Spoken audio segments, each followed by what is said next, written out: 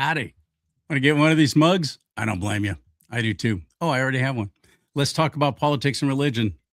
Do not talk. I am Charlie Simons, and you can find this mug, big old 15-ounce mug, and a whole lot more at charliesimons.com, CharlieSimons.com. I'm glad you're here. Thank you very much.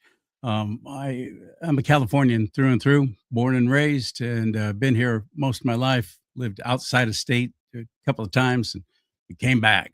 Well, now, frankly, I don't know if I see a light at the end of the tunnel in California. I think if I do find a place to go again out of state, I'm probably going to do it. I don't know. I'm just really stubborn that way. I don't want to. I don't want to quit. So I'm introducing you to anybody and everybody who's running for governor of the state of California this year, 2026, November. We have an opportunity to actually get a Republican governor. Think it could happen? I don't know with all the voter fraud, but President Trump is making tremendous inroads right now with making sure we don't do any more mail-in ballots and that kind of stuff. I don't know if California is going to comply, if they're just going to do it anyway, like they always do. There's a man I really admire. His name is Victor Davis Hanson. He's a fellow Californian. He spells it out, what kind of shape California's in right now. Watch this.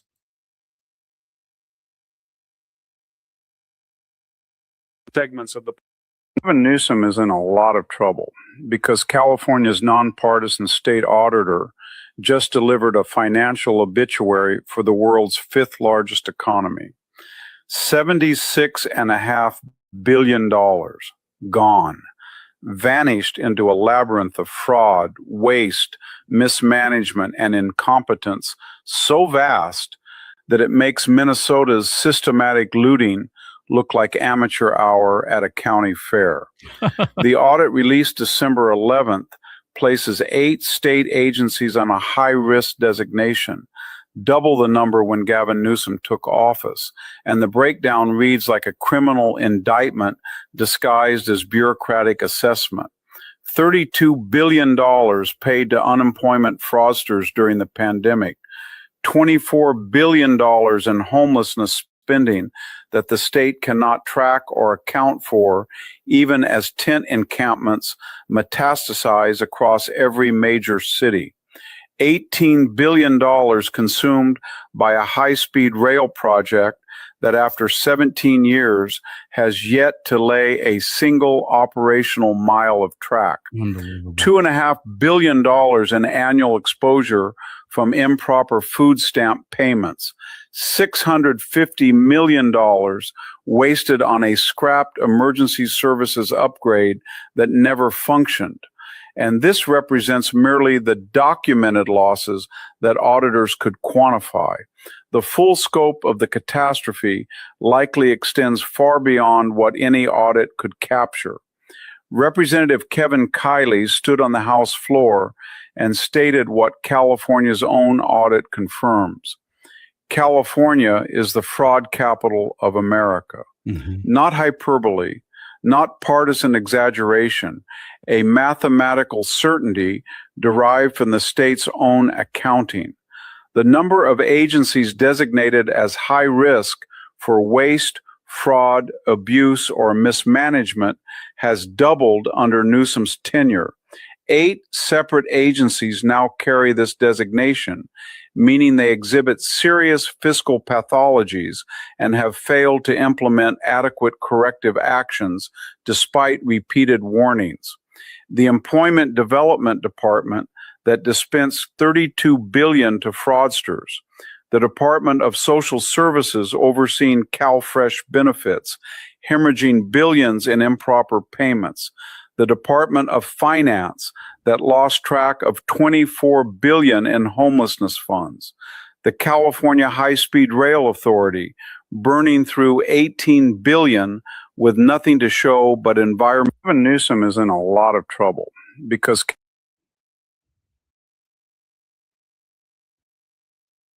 and it all means nothing if we don't actually show up for the primary elections this coming summer in June. We've got to show up in numbers too big to ignore. but we have a dismal, dismal track record as Republicans, as conservatives for even showing up in the primaries and the midterms. We got to stop that. We got to end that right now. First, let's get you registered to vote. If you're not, please do at registertovote.ca.gov. Registertovote.ca.gov. Now, let's introduce you to one of those people who are saying, yeah, I want to be your next governor of California. His name is Leo Naranjo, and he's on Do Not Talk. You ready? Hit it.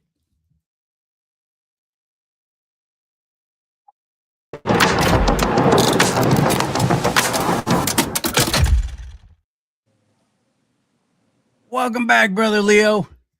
Good morning, sir. Good afternoon for you folks just waking up right now. How are you all doing? Happy New Year's, by the way. Thank you. Same to you.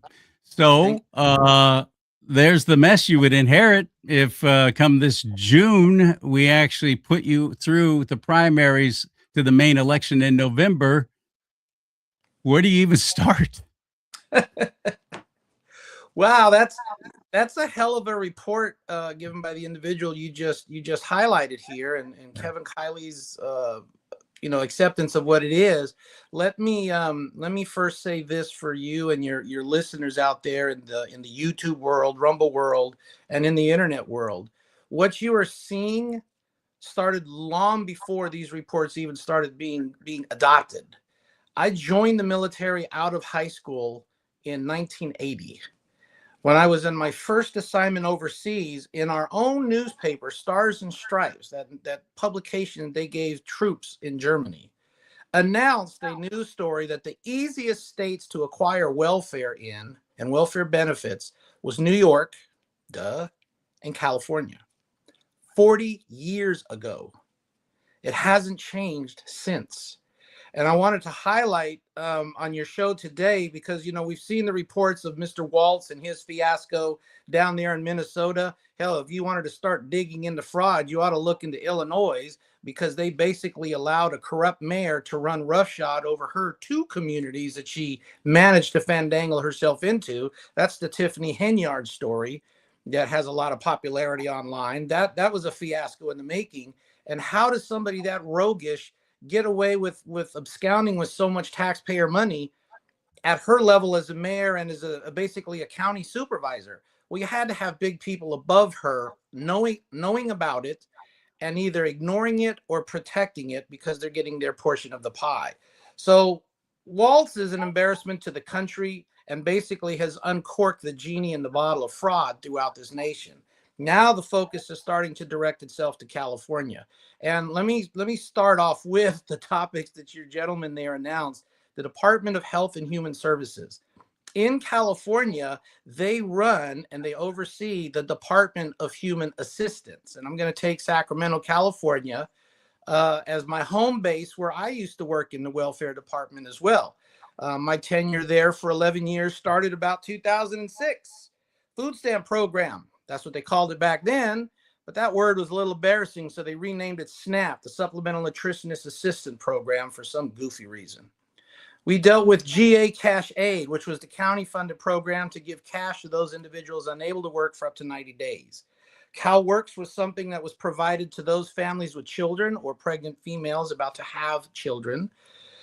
The CAPI program, Cash Assistance Program for Immigrants, was for those individuals who migrated here but did not yet qualify for Social Security payments. Yes, we paid them as well. And of course, we have all the other sundry programs, homelessness, housing, HUD, et cetera, et cetera, et cetera. In my time as a welfare worker, we did start getting grant money for the homeless program. What did our county do? Well, you got to have an administration to run these programs. So they created a position for a program manager, roughly $120,000 a year job. Program managers have to have people guide them, so they hired a program assistant, basically a program, another program manager, a little lower level, $70,000, $80,000 a year job. And of course, those people now need an administrative assistant, so they hired a clerical staff, one person, to fill this brand new program up in the Department of Human Assistance in Sacramento, California. Charlie, let me tell you, the money poured in.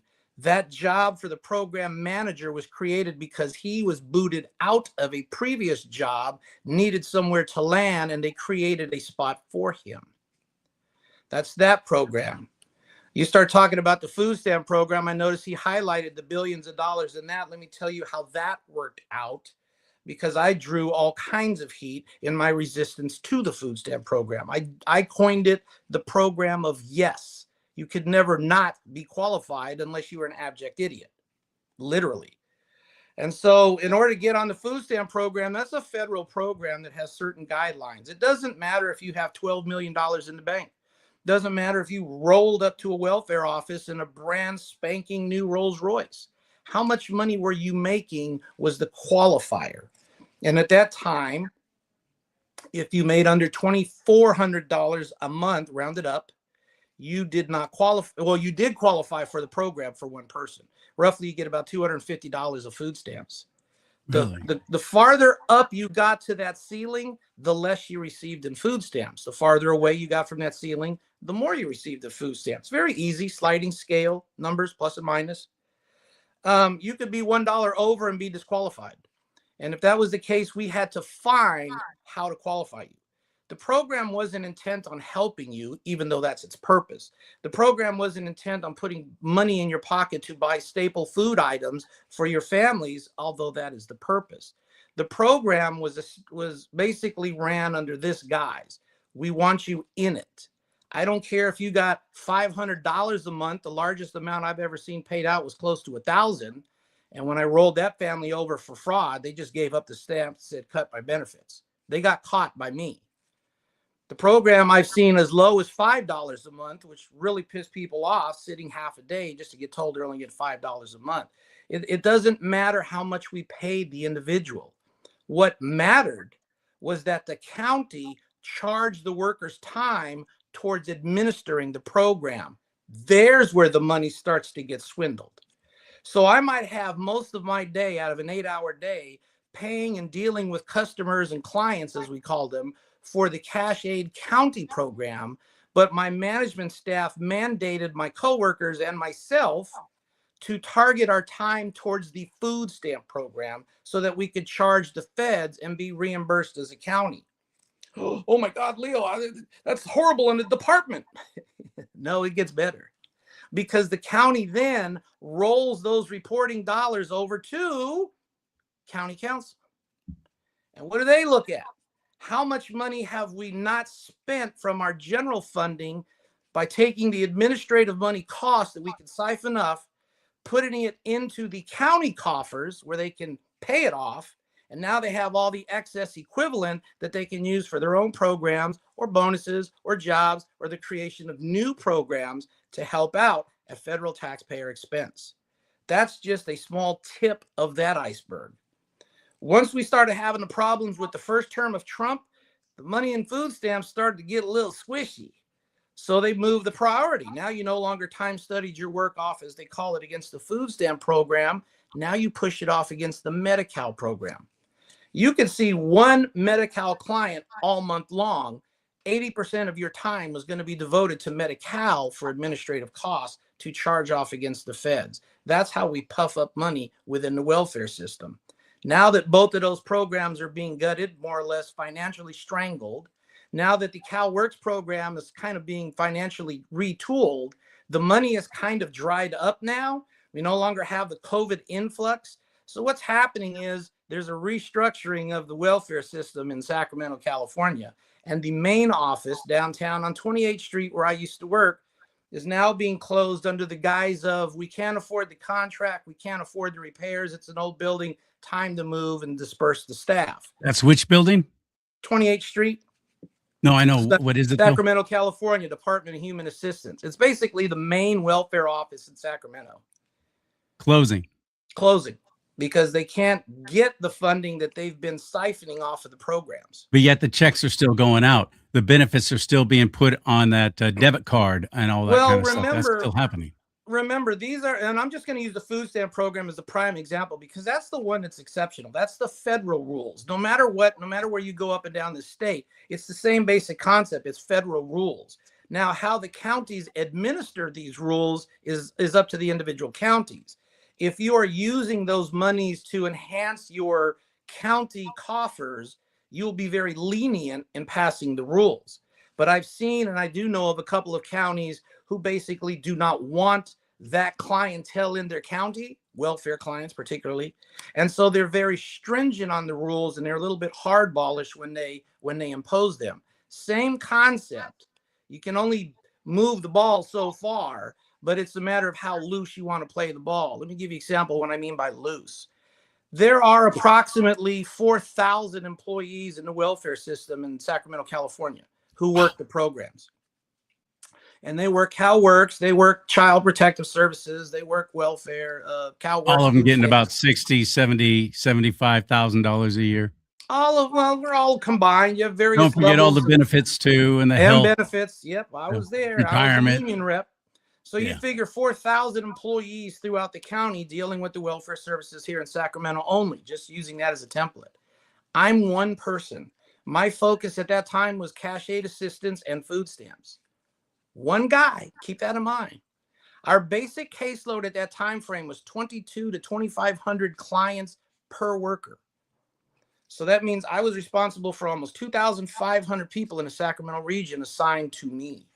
On any given month, I went through 400 cases. And any given year, I reported up to 800 potential fraud cases based on the information I had, my own intuition, and sometimes just blind luck and suspicion. What did I get for this reporting of 800 fraud cases a month?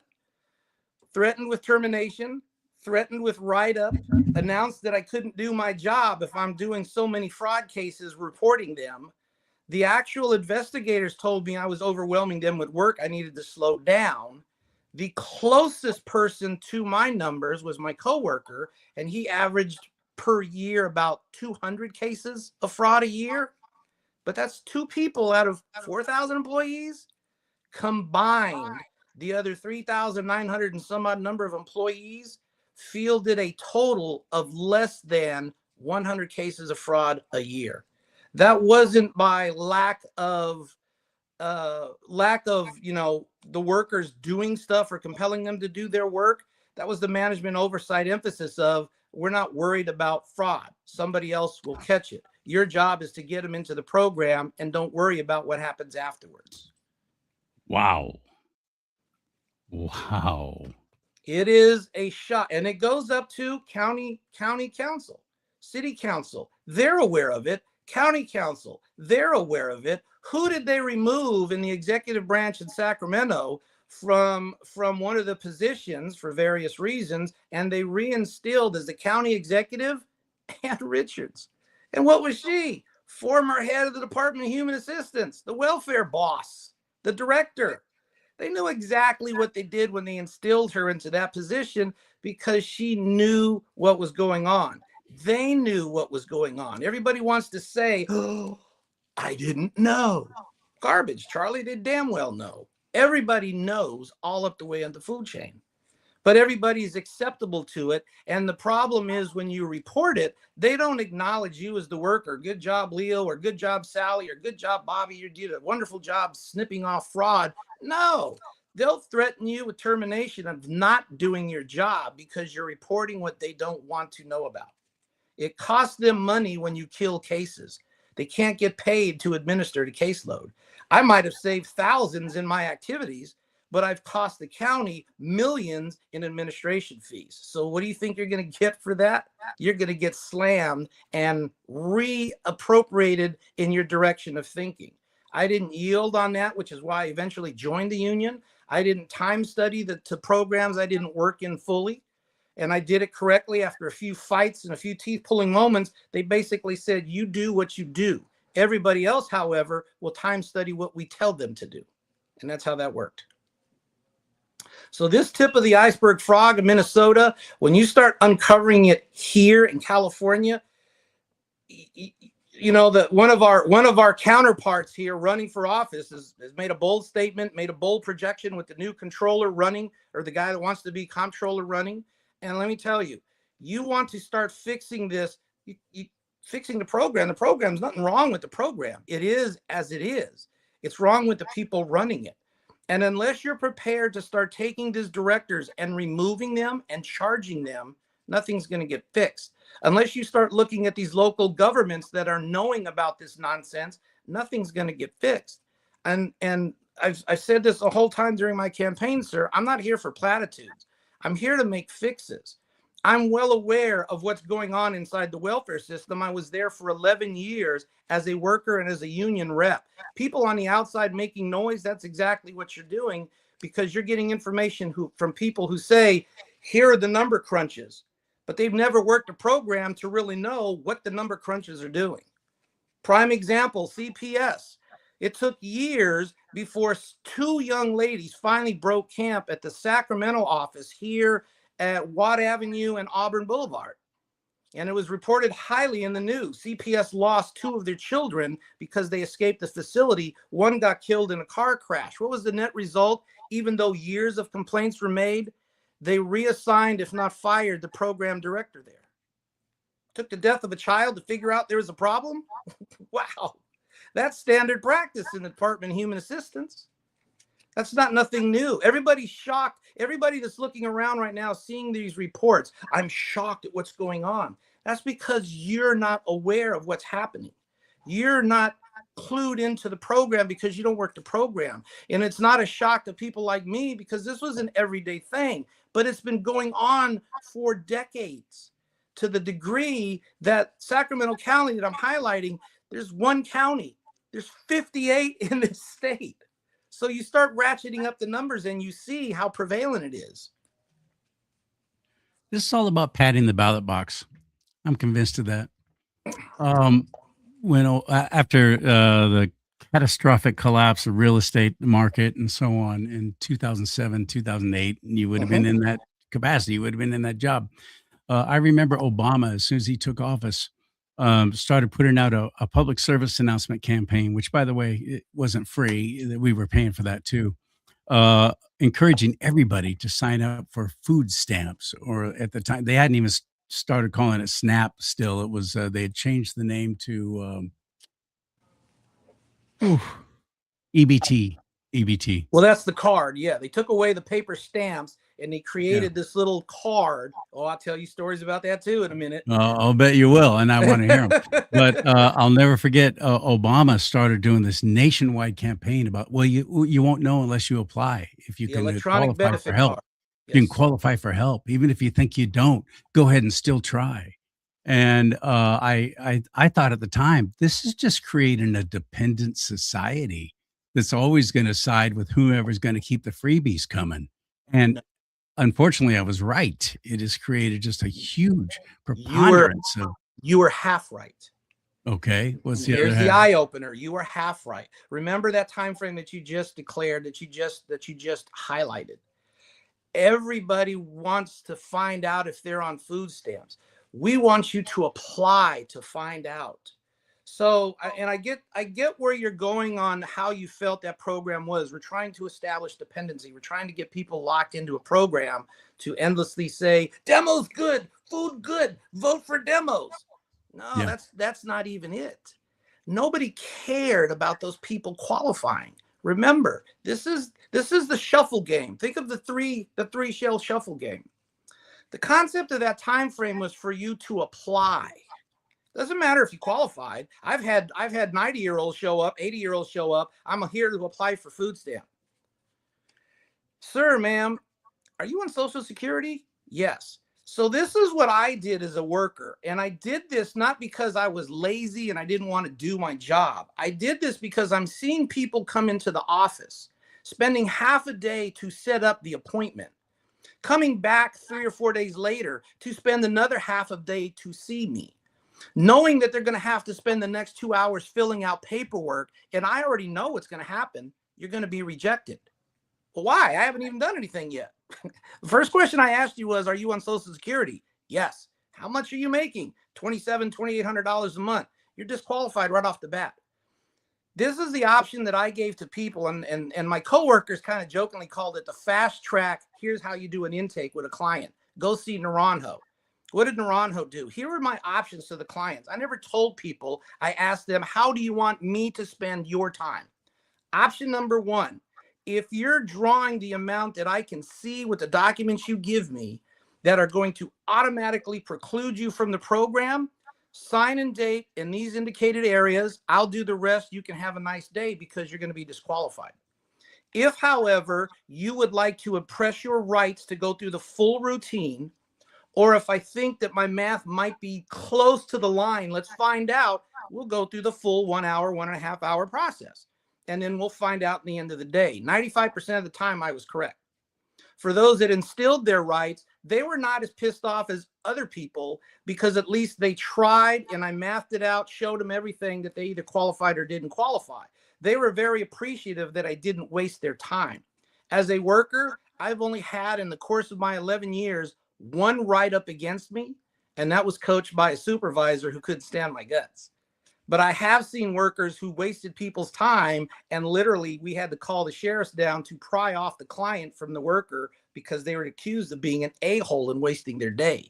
Again, let me circle back, however, to your statement. It was not about getting dependency, Charlie.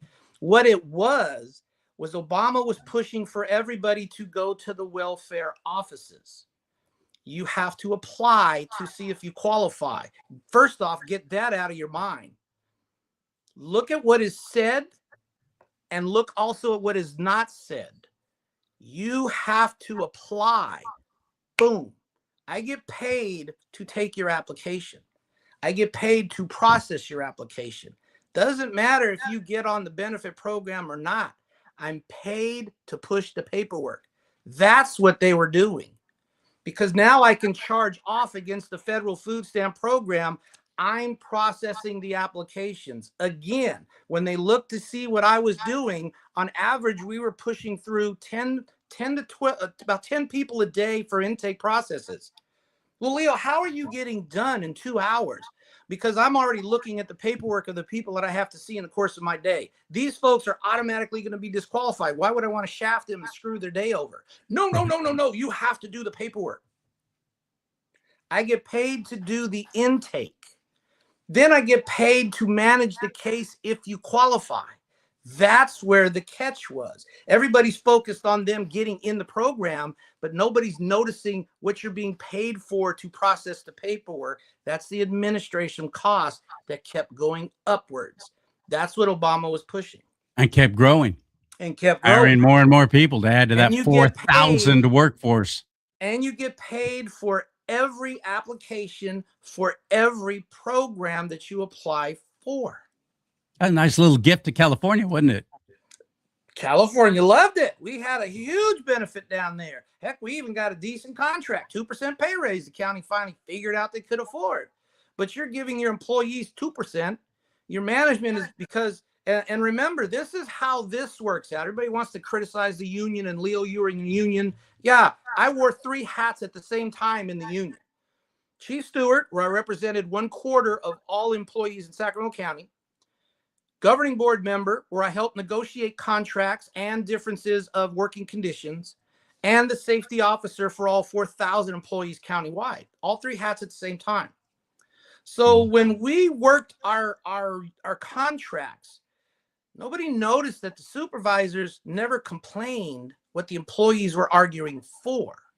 Oh, they made some noise. They dribbled off a concept here or there, but nobody complained. Management totally shut up about it, right? Well, management formed their own union also. Dirty little secret.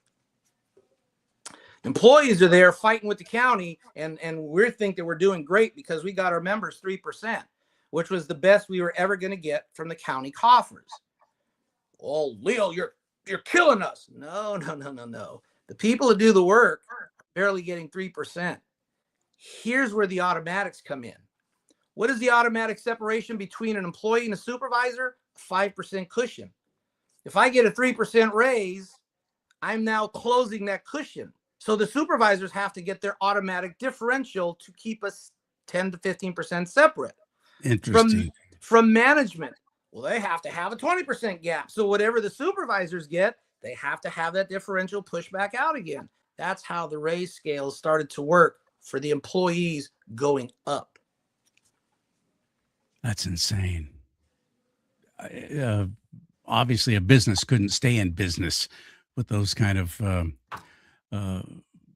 protocols. So how dirty is this? Before you move to your next segue, how dirty is this? Look at the most recent news reports in Sacramento County, which you are now no longer hearing about on the news. The most recent revelation was we had a program specialist, as they call them. I said manager earlier, my correction, program specialist. A program specialist dealing with homelessness and a few other programs affiliated during COVID timeframes and a little bit past COVID timeframes. She got caught with her hand in a cookie jar because she owned a business that was directly getting paid some of this money. She worked with the NAACP that got caught. Their individual got caught when a vendor was saying, I'm not getting paid, raise some cane. They investigated it. The NAACP individual got charged and thrown out of her office, and the indictment came down. Guess what? Program specialist's hands were dirty. What did the department do? They sure as hell didn't put her on administrative leave pending termination. No, Mr. Ethan Dye is the current director.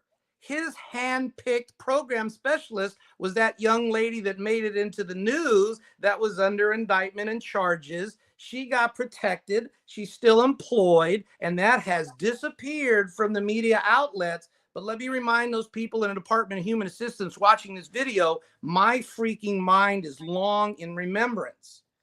If I'm elected governor, what do you think I'm going to do? We're going to start cleaving out that trash inside of the Department of Human Assistance, starting with that problem. And we're going to go nothing but upwards from there. I'm not here talking about how do we fix the program. We're going to terminate employees. If you have 5 employees that are acting up, by all means, adjust those attitudes and deal with them. When you have 20 employees acting up, that's a problem of management. You're former military, you know how that works. And that's where my focus of attention is going to begin, with management. I understand we have a candidate right now running around. We're going to fix the programs, create this group, charge this group, partnership with the feds. I don't need the feds to help me fix my own house. I need the support when I ask for it. But I'm not going to create another bureaucracy for Californians to pay for to make another potential of creating fraud. I already know what the problems are, and the problems are going to start with directors and managers. Number 1, let's start with EDD. Your ass, pardon my French, is fired. Incompetence. I'll figure out whatever language I need to use to remove you. The $35 billion that you've squandered, my demand is that you come back with 75% upwards to the amount you gave away in ill-gotten gains because of your failed computer systems. And we're going to work downward so that the employees understand this guy's not kidding. I'm not kidding. And as far as the computer systems go throughout the state, here's another dirty little secret. Let me clue you into that one. In order for these systems to operate, we need to have electronics, Charlie. You know what that means? Got to have that computer skill and specialty. So we create a consortium, as they call it in California. Bunch of city groups, bunch of counties that get together and they say, here is our key focus. Welfare program, same thing here in Sacramento. Sacramento cannot independently do what it wants to do because they're part of a consortium. And they have decided, whoever they are, again, stakeholders, their opportunity to declare a stakeholder, you'll never know who they are. My definition of a stakeholder starts with the citizens. And if it doesn't include them, then there's no discussion. I digress. So we have to have a computer system to deal with the welfare system. Pay for some people to do that. Pay for some companies to do that. May or may not be aligned with us, but that's okay. We got friends. We give them a lot of money to create the program. We give them a lot more money to install the programs.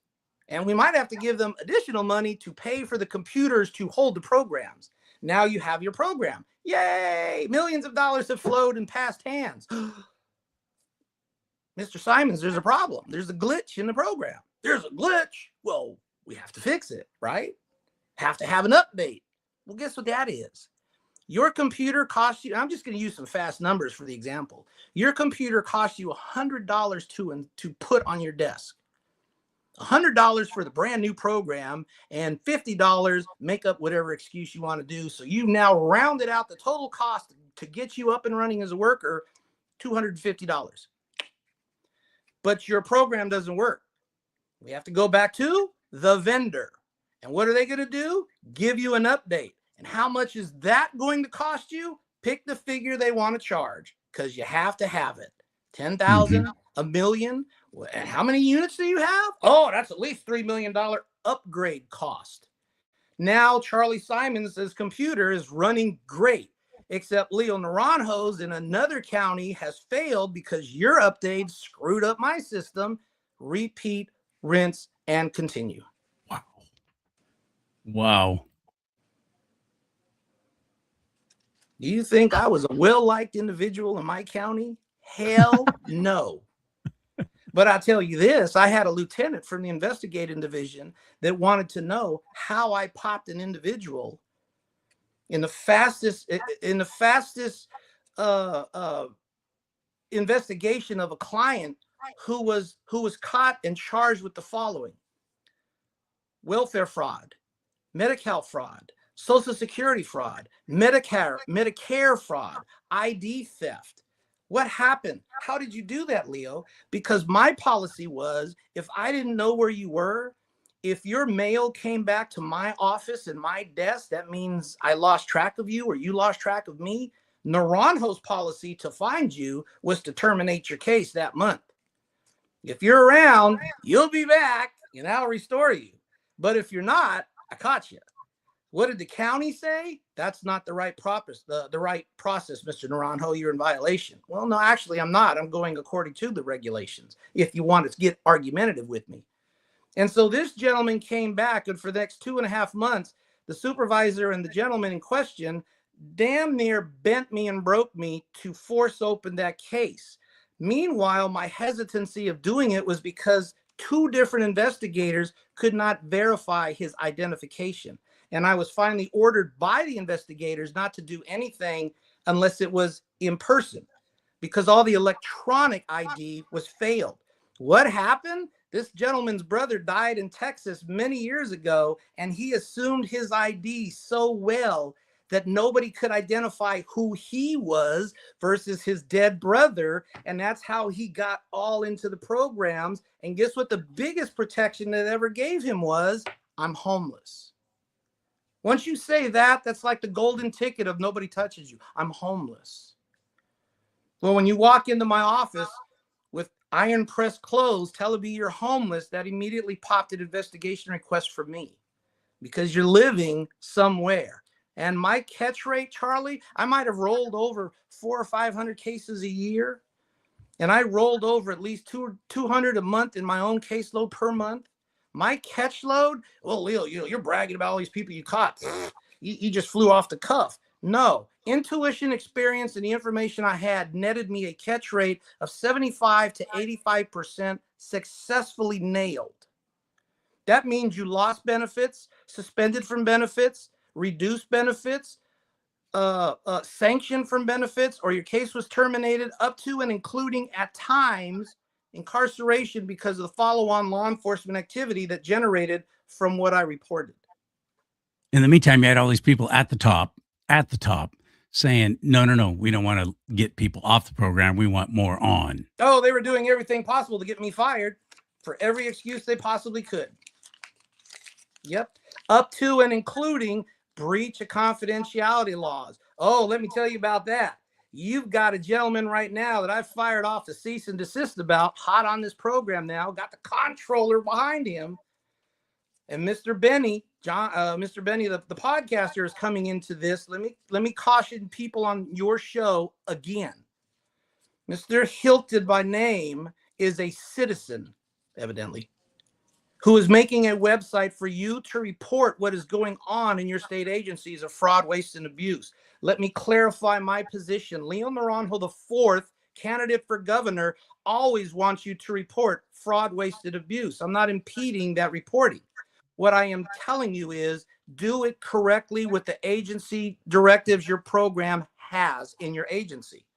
You are now protected by whistleblower actions. But when you give up information to somebody's fictitious website to pass along whatever it is you're passing, God bless you for doing it, you're wrong. You're in violation. I called up to SEIU, and I'm no friend of theirs. They're no friend of mine. And I asked them on my union experience, if I as an employee do this and I'm caught, what are the ramifications?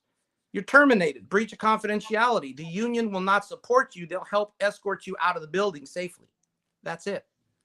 If you're a long-term state employee and you get caught doing this, your pension and your career are at risk.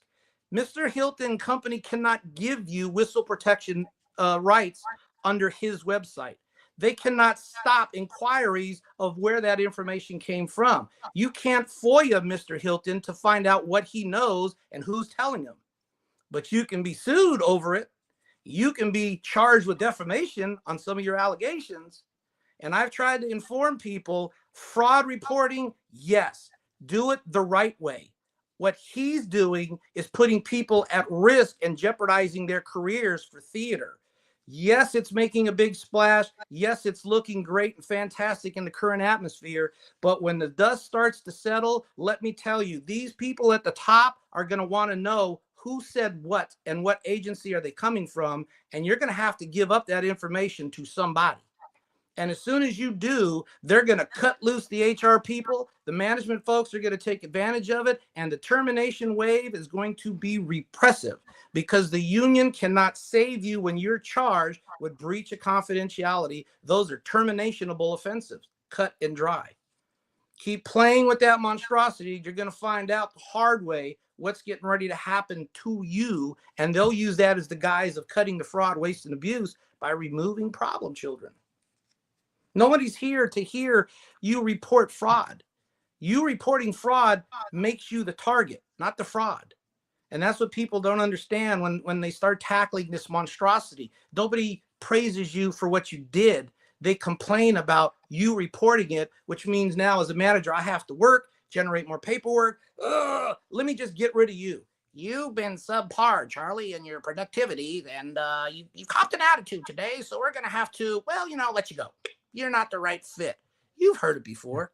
Oh yeah, absolutely. What's the word they always use? Oh, insubordination. That too. That's a biggie.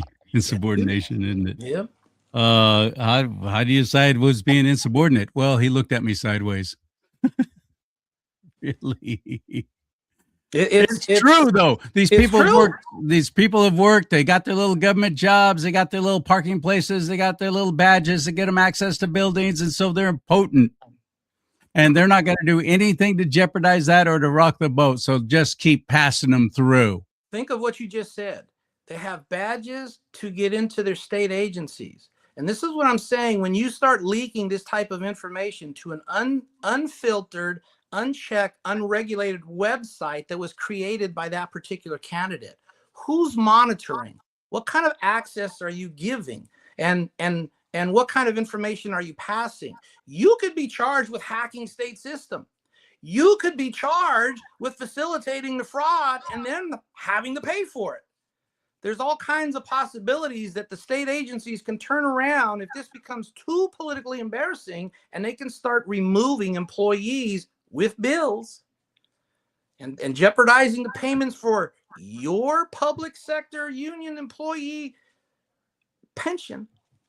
If you think I'm fooling around, let me point out, make it very clear. I never told stories in my 11 years with the county. I gave people, here's what I know, here's what I've seen. And if you haven't heard it, you may have lived it or been through it or know somebody that has.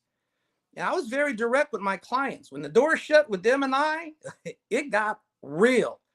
EO real, that I can't repeat here without being sued to oblivion real. And my clients basically told me, as harsh as you were in the language, thank you for the honesty that you gave us the right decision to move forward.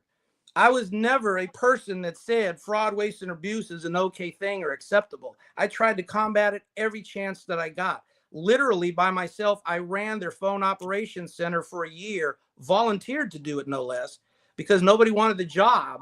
And I still got crucified because while doing that job in the day, the only person in Sacramento County running the phone center when it first started, I still managed to roll over 20 cases of fraud reporting a day.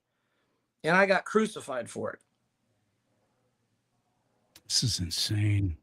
Yep. So you're governor. Like I started off this whole thing with, what are you going to do? What are you going to do? We're going to start investigating. And unfortunately, some people don't trust the system in state, Sam Shane. That's not my problem. The system is the system. It's the one we have. It's the one we work with. If you want to change it, elect new people. I actually happened to be listening to Sam Shane the day that you were on with him on KFBK. I know Sam. He and I worked together, not together, but we were in the same market earlier in our careers. And I like him. I like what he's doing on the radio. I think he's doing a great job. Better on radio than he even was on television. So he's a consummate professional. But I heard you go, I'm listening. And they go, okay, let's go to Leo in whatever town it was. And you go, and you started off with, this is Leo Naranjo. And yes, I'm running for governor of the state of California. And you started presenting some of these solutions like this, and he just shut it down. Shut it down. Cut you off. Cut you off. Yes, he did. You heard that interview, and that was a very short interview, by the way. And what I'm going to say about that is this: the question that what started that call was Mr. Shane put out there. Mr. Hilton and Mr. Bianco have to answer. What are you going to do? How are you going to do it? How are you going to take care of this? And I started to ask and answer that question. You were answering the question. Yeah, exactly. There you go. But then all of a sudden, the parameters of the question changed. What person specifically are you going to use? What agency specifically? You didn't ask those gentlemen for that. No. But you're trying to clown me as if you think you're going to bury me and I'm not going to hold my own with you. You cut me off because I was holding my own with you. I'm not going to use an outside. That was disappointing. It was disappointing.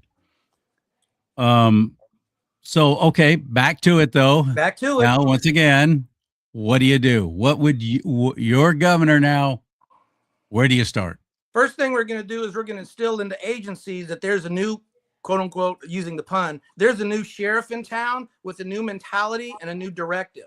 I'm not here to kiss the political butt or to enhance careers. I'm here to get California back on track because that's what the citizens wanted if they elect me to be governor. And that's going to start from the top. Those of you in management who have been drawing checks because luckily somebody has allowed this, I only got to show up for an hour in the month to draw my full month's salary. How the hell are you managing your department when you're never there? Those people need to dust off the resumes and start looking for new positions, maybe outside of California if necessary, but you're going to start doing the job we're paying you for. That is the opposite of how it is with most government jobs, including the military. You got somebody doing a really poor, dismal job. You don't get rid of them. You just promote them, or you move them to a different sector, or you reassign them. Nobody gets fired. Yeah.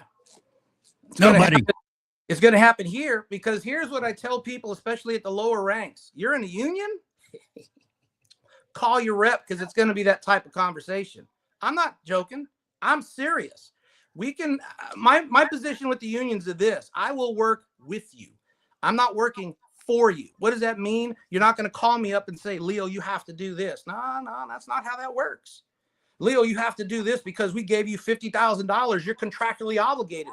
No, let me tell you how that works too. I'll accept donation money from unions and your rules that go with it, because this is what happens when you pay towards me. You accept the fact that I'm independent and I will still do what I plan on doing, not at your direction or behest. If you're wrong, I'm going to call you out. Oh, that's not appropriate. Then don't support me. That's not appropriate. Yeah. And the simple fact that you're running as a Republican, I'd be very shocked if any unions ever gave you any kind of campaign donations. They don't want you. They want anybody with a D in front of their name because they're pretty much guaranteed that every Democrat is going to suck up to the unions and give them whatever they want. And trying to the tell unions the have unions priced right us now. right. What's that? I'm trying to tell the unions right now, look, I understand what unions are about because I was a former union member. So here's what happens when people who don't know, who have never been in unions, they make the platitudes that sound good. We're waging war against the union. Unions are made up of people who are your fellow citizens, who vote, who decided to collectively join together to have a representative. Right, wrong, or indifferent doesn't matter. It's what they chose to do. Having a war with the union means you're declaring war on those very people you're looking to vote for you. How dumb is that? My position for unions is this: I don't have a problem with the members. I have an issue with their leadership and the direction of their leadership. My reason for talking to the union membership is very straightforward. I want the opportunity to speak to your guys. If you still want to stay Democrat, God bless you. I don't know why, but whatever. But here's my point. If you want to stay in your union, you have to be employed in a job in California. Your union people have to realize for you to exist as a union, you got to have paid employees in the state. Valero's leaving. What's happening to those union members? Don't know, but they don't have a job. Chevron's leaving. You have Mare Island now closing. I'm going to try and reach out to those unions. If you want to keep employment, decent employment, and union stuff that goes with it, you need to start hearing what I'm telling you. I'm fighting for you to be able to live in this state. I'm not fighting for you to squeeze out the biggest dollar you can screw the taxpayers over with. If that's your intent, then you're not going to hear me for very long, and you sure as hell aren't going to vote for me. But if you're worried about your membership union leaders, you'll give me that opportunity and you'll start to hear what I'm trying to tell you on how I'm going to help fix California. But platitudes, I'm not for platitudes. I'm not for BS. And pensions right now, $1.2 trillion is the debt I've heard. And I've seen some of the reports. Charlie, let me say to you on this show, for your listeners and for the public in general, for those people in charge of the PERB retirement program, you damn well better be dusting up your resumes, because the first thing I'm going to do is fire all of you for incompetence and potentially charge you for the embezzlement of taxpayer money. You went go green investments as opposed to investing on behalf of your client, which were the union members and the fiduciary people paying into the system, also the taxpayers. You took political dogma first and relinquished your fiduciary responsibilities last. That attitude is going to change, and I'm going to bring that change forward to these establishments. I'm not saying that you're going to answer to me. You're going to be answerable to me, yes. But I want you to be in that position to make money for that program, for those people. Anything less, in my eyes, you failed, you're gone, or have a good reason why I should keep you. That's how you start to make changes, not by hanging out a few employees and looking impressive or threatening programs. It's by shaking up the establishment, putting your foot up to the backsides of people who have been getting over and telling them, I'm not here about politics. I'm here about you doing your job successfully. And if you can't do it, move it along, dude. Lead, follow, or get out of the way. I'm going to be leading. You're either going to follow me, but if you're an impediment, get the hell out of my way. You know why I will never be governor of California? I'm not rich and I'm not famous. No, me. Why I would never be. Why I would never be governor of California? Because I am dead set against any kind of government employee unions. Dead set. I think it's a horrible conflict of interest. They all they do is just protect each other and guard each other's backs to protect the little phony baloney jobs as the government keeps growing and growing out of complete control. I put so much of that blame on unions, pricing us right out of even being competitive in any way. That's just, private sector employee unions have done that. I've been in the union too, and I was a shop steward as well for AFTRA, American Federation of Television and Radio Artists, and I saw the ridiculousness of them and what it was all about. And funny, isn't it? It's not sustainable in the private sector, and that's why you don't find many union shops in the market I was working in at the time, San Francisco. They're pretty much non-existent now. In fact, AFTRA, got absorbed by SAG, Screen Actors Guild. So basically now everybody's an actor who's in the media if they want to be in the union, and they get almost zero representation. And all they do is just fight for more pay for doing less work. And that is not sustainable. And that's what's killed the radio business in many, many major markets where there were union shops. They can't stay competitive. They can't even raise the price of their commercials enough to be able to pay for the exorbitant wages and ridiculousness of the unions that their employees belong to. I'm not a union fan, obviously, but when it comes to public sector stuff, excuse me, government unions, it's harsh. Get out. They shouldn't even be there. We have law enforcement with unions, fire departments with unions, and you talk about lucrative contracts there. I don't know if you've been following me on X. We have a young lady that posted, and I'll keep her name off of this mix for the purposes of this explanation.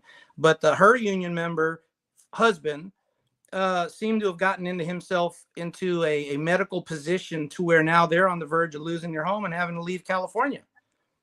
But you're a former police officer. What happened? Now, not knowing everything about their case, she gave up a little information to me, and here was my response back to her. Chances are your union did nothing, because in the union, when you're in the herd, everything's good to go.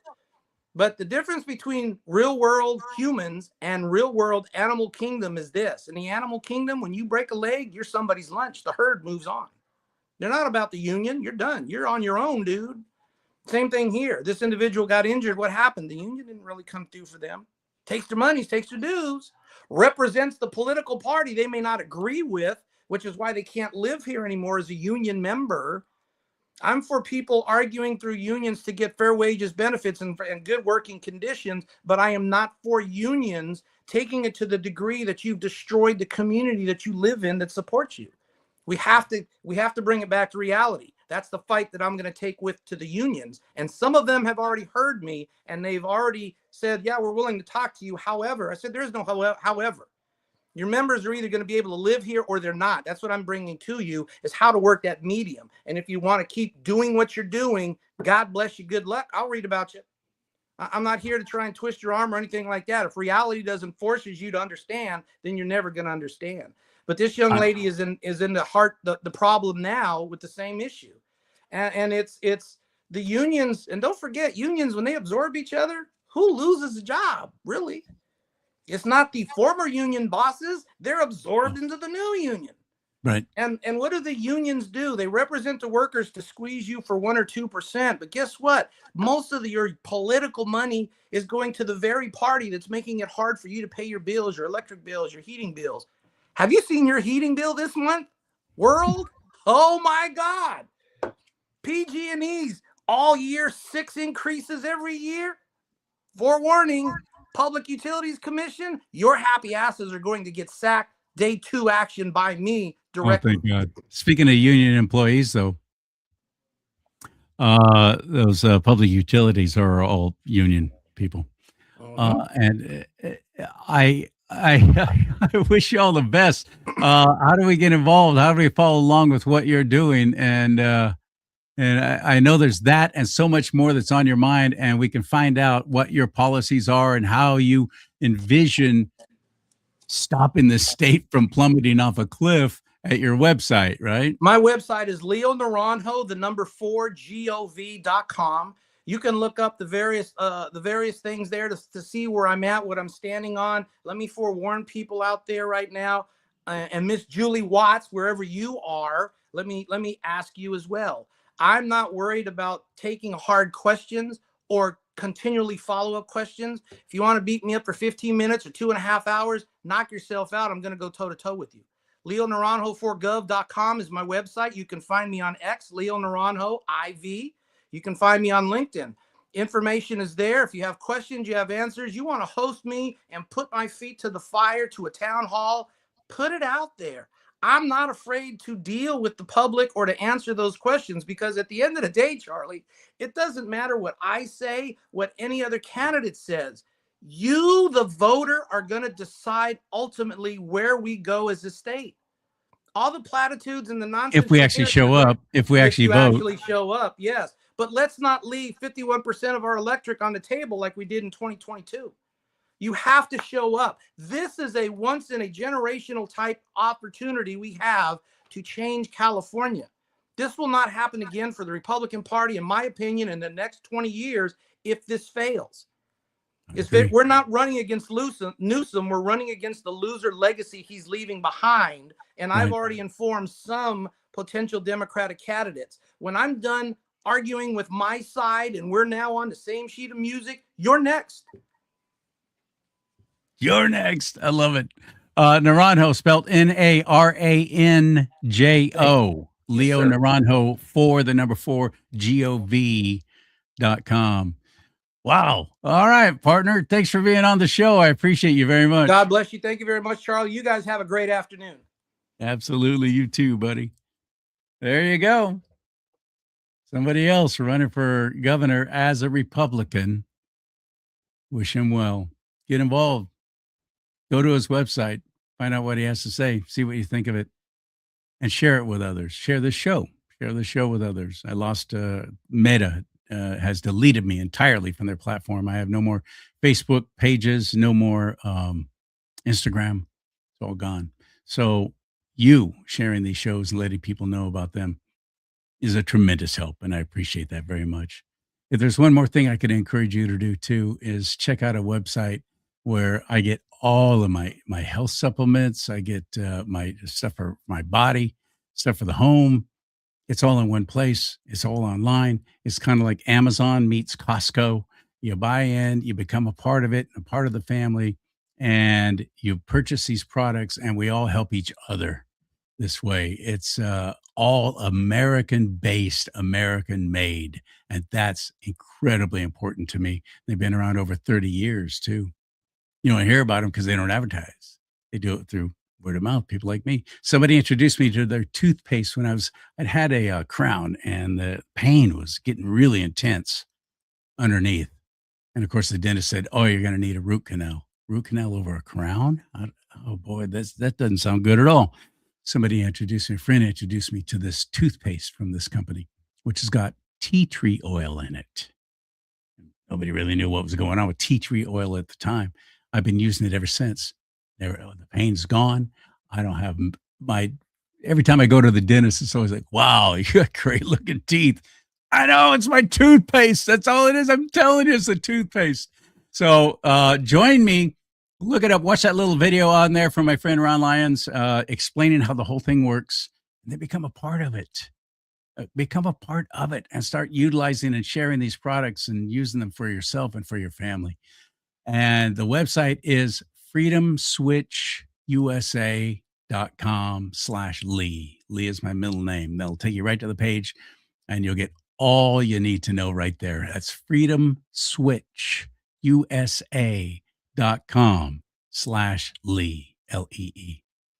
And please go to my website too. Buy one of these mugs. You'll be helping the show. Mugs, hats, shirts, all kinds of stuff in the merch store. Ways to give there, ways to support, ways to contact me directly, or even be on the show like Leo did. Leo booked through my website. That's how he got on the show again.